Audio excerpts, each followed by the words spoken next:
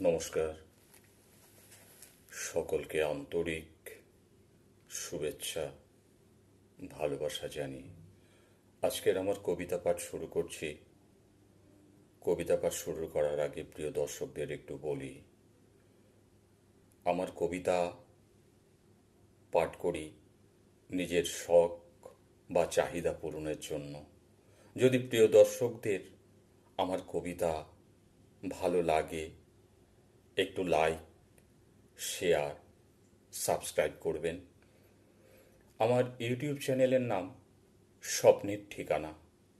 শুরু করছি আজ আমারই লেখা কবিতা, চলে যেতে হবে একদিন। আজ প্রাচুর্যর দিনে তোমরা আমাকে অবহেলা করছো, অবজ্ঞা করে ধাক্কা দিয়ে ঠেলে দিতে চাইছো নোংরা আবর্জনায়। তাতে দুঃখ নেই, মনে কোনো কষ্ট নেই।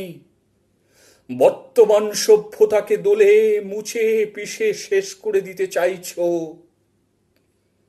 সভ্য যুগের মানুষ হয়েও কেন আদিম যুগের বর্বর অনুশাসনে বেঁধে রেখেছ ধর্মের অনুশাসনে? ন্যায় অন্যায় ঠিক বিঠিকের বিচার চলেই গেছে বিশাল সময়ের ভগ্নাংশে। ব্যস্ততা, কর্মচঞ্চলতা রোজই বেড়ে চলেছে।